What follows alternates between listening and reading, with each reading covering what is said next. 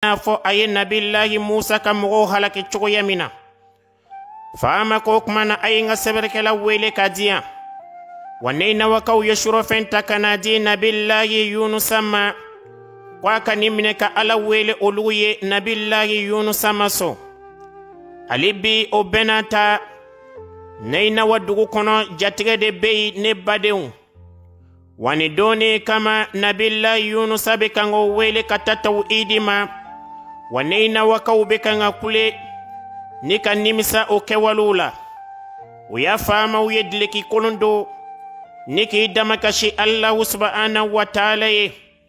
O do kama faama ka kankɔrɔsigi a nana nabillahi Yunusa sɔrɔ a bɛ mɔgɔw welela ka taa tawhidi ma. Faama ka kankɔrɔsigi a yɛlɛla ni k'i ɲɛsi jama ma. A ko wa ni ye faama ka cikan ye ko bigan minnu bɛ an bolo biganw kana dumuni kɛ o kana ji min. Wa anw yɛrɛ kana dumuni kɛ an kana ji min. An bɛɛ ka finiŋolo don an yɛrɛ kana ni ka bɔ ka taa dugu soforokun na ka taa Allahu subhanahu wa ta'ala deri. Ala ye jankata ni wuli ka bɔ ne nawa dugu kan. Wa ni doni kama ne badenw ne nawakaw jigi misɛnyala kosɛbɛ ka daa ka dugu halakili min fɔla wa lon bɛ kan ka surunya dɔɔni dɔɔni. E ko ka faama ɲɛw filɛ ne badenw. Ni kɛla jigitigɛ ye ne nawa dugu kɔnɔ.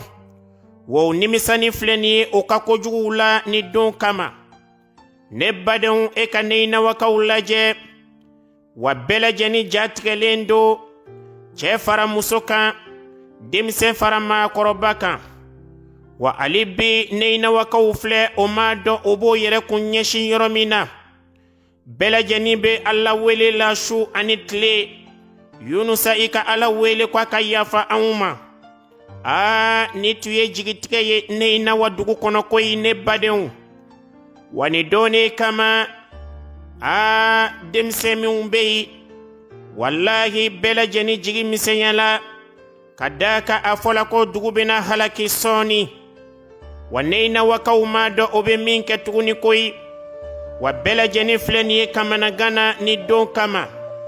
Wa o ka faamaw filɛ finiŋolo na o bɛ Allahu subhanahu wa ta'ala wele la Ala ka yafa olugu ma.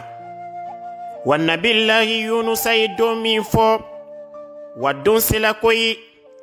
Wa Yunusa yɛrɛ filɛ nin ye ne nawa dugu kɔnɔ. Mɔgɔw bɛ boli la dɔw bɛ kasi la ne badenw.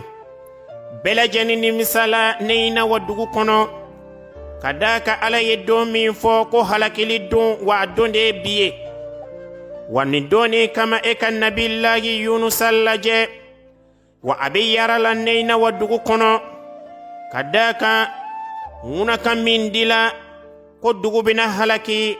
Wa dugu halaki don o de ye bi doni ye koyi. Bɛɛ lajɛlen bɛ bori la ne nawa dugu kɔnɔ o bɛ minɛncɛ la. Dɔw bɛ bori dɔw bɛ kasi dɔw b'o ka kamanaganko kumaw la ne badenw an'o ka sɔnjaw la. Ni doni kama nabillahi Yunusa ye jama lajɛ o bɛ boli la. A ko a bɛna ta ne bɛ dugu nin bila. Ka daa kan halakili man ka kɛ ka ne Yunusa to ni dugu nin kɔnɔ yan. Ka sɔrɔ Ala ma yamaro d'a ma ko a ka bɔ. Wa Yunusa bɛ fɛ ka bɔ dugu kɔnɔna na ne badenw. Ni tun ye don ye ne nawa dugu kɔnɔ koyi. Jigiyaw misɛnyala o sigilen bɛ ka halakili de kɔnɔ sisan ni do kama. Wa tile bɔla nabillahi Yunusa taatɔ filɛ ne nawakaw nana nɔfɛ. Sabari i ka Ala wele an ye. A ka jankata buli ka bɔ an kan an tɛna kojugu kɛ tuguni dugumakolo sanfɛ. Yunusa k'o t'ale bolo wa Yunusa bɔla dugu kɔnɔ ne badenw. O ma ja Allahu subhanahu wa ta'ala ye. O do kama ne badenw nabillahi Yunusa a nan'i jɔ bada la a ka sira minɛ. A k'i ɲɛsin yɔrɔ jumɛn ma o de ye Tarsisi dugu ye. Ni doni kama a sela bada la. Wa a t'a la sɔrɔ kurun dɔ labɛnnen do min bɛ taa Tarsisi. O do kama ne badenw a ye kurun sara. O ye musaka min fɔ a y'o di kuruntigiw ma. Wa ni doni kama nabillahi Yunusa e k'a lajɛ. Wa a ye kurun sara min kɛ o y'a sɔrɔ kurun a bɛ labɛn na.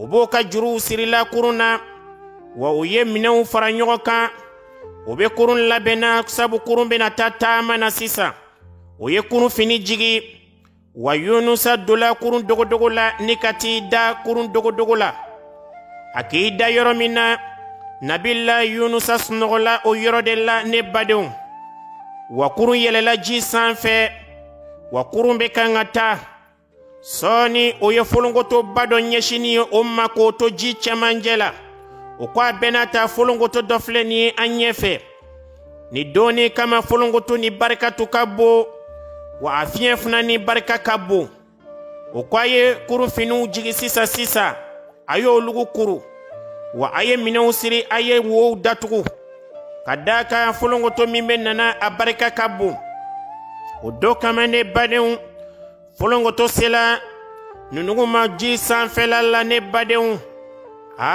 ni tun ye kamanagan ye koyi kuruntigi ko a ye juruw siri ka ɲɛ a kana to ji bɛ don kurun kɔnɔna na koyi wa ni dɔɔni kama o ye juruw siri sɔɔni o ye jikuru wulini ye a ko a ye kurun ɲɛsin jikuru natani ma o do kama o ye kurun ɲɛsin jikuru ma a ko a bɛɛ lajɛlen ka jurukisɛ minɛ ka daa kan an bɛ kamanagan de la ji sanfɛla la bi koyi o filɛ nin ye jikuru sanfɛ ne badenw ni don tɔgɔ kama jikuru ye kurun doni sanfɛ ni ka tila ka kurun lajigi duguma ni don tɔgɔ kama a jatigɛ bonyana kuru kɔnɔ mɔgɔw ma koyi o do kama e ka mɔgɔw lajɛ ji caman dola kurun kɔnɔ ni yɔrɔn de la o nani sɔrɔ k'i kanto kuruntigi ma ko a bɛna ta ji caman dola kurun kɔnɔ kuruntigi ko kuma na a ye minɛn dɔw bɔ kurun kɔnɔ a y'o fili ji la o ye minɛnw bɔ ni o b'olugu filila ji la kelen kelen ne badenw kuruntigi k'i kanto a ko an ma deli ka nin ye an bɛɛ k'an ka ala wele ni yɔrɔ ne yan o do kama bɛɛ lajɛlen b'i dama kasila ka ala la o do kama jatigɛ bonyana ni kurun ni kɔnɔna na e ka kurun kɔnɔ mɔgɔw lajɛ Yunusa bɛ sunɔgɔ la dɔ ye dɔ ɲininka ko an ka dunancɛ don ko a bɛ kurun dogodogo la yen a bɛ sunɔgɔ la kurun dogodogo la yen o nana jigin Nabilahi Yunusa kɔ kurun dogodogo la ni k'a lakunu o y'a lakunu ko n terikɛ an bɛ ɲini ka to ji la koyi an bɛɛ b'an ka ala wele la i yɛrɛ fana ni tɛ bɔ i b'i ka ala wele n'o tɛ an bɛna halaki koyi a dɔw la ala ye faama ye ka hinɛ anw na wa Nabilahi Yunusa bɔla kurun dogodogo la ne badenw o don de kama Alahu subhanahu wa ta'ala ko fasahama fakana minal mudhadin